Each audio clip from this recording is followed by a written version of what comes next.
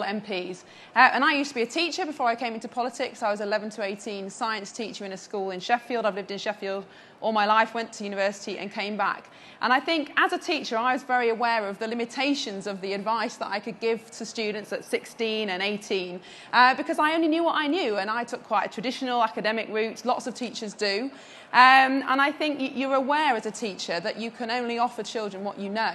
And I think for some children, particularly in deprived communities, communities that are really in need of levelling up, those students don't necessarily have the social capital that people do in other areas. So they're not aware, they don't have a friend or a friend of their parents who's in this particular job, who knows this particular route.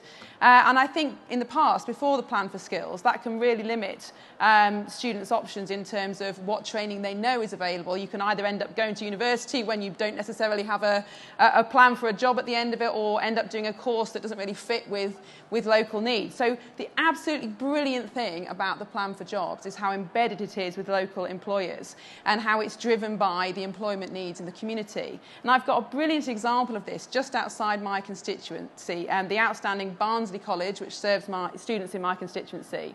And they've been part actually of writing the FE white paper. And they are rolling this out already. So they've got the Chamber of Commerce embedded in the college. They've got this incredible construction site facility where they're teaching state-of-the-art construction skills. But businesses can just walk in, talk to students, talk to the college.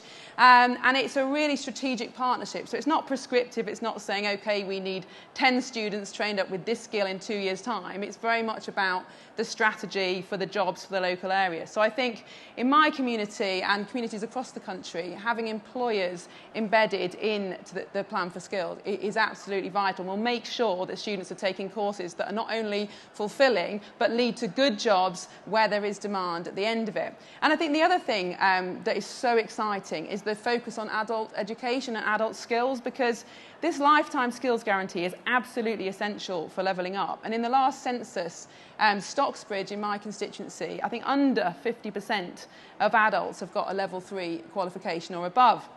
And so in terms of, you talked about progressing once you're in work, going for promotions, reskilling, having those flexible options of making sure that you can get those qualifications however old you are is so important. And again, I'm lucky to have a really flagship provider in my constituency. I've got Northern College, which is one of only 4 residential adult education colleges in the whole country. And it's an incredible place set in a beautiful stately home. And it takes adults from all walks of life, people who for many reasons didn't have a good shot first time at education, people who've been in prison, people who've fled domestic abuse, people who just didn't have those life chances when they were young to be able to really focus on education.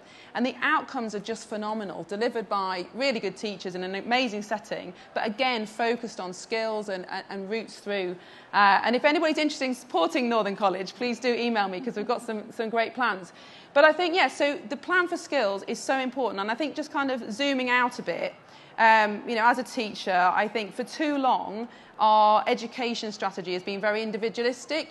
What do I want to study? What do I want my educational experience to be? And of course that's important. And of course the academic route is important.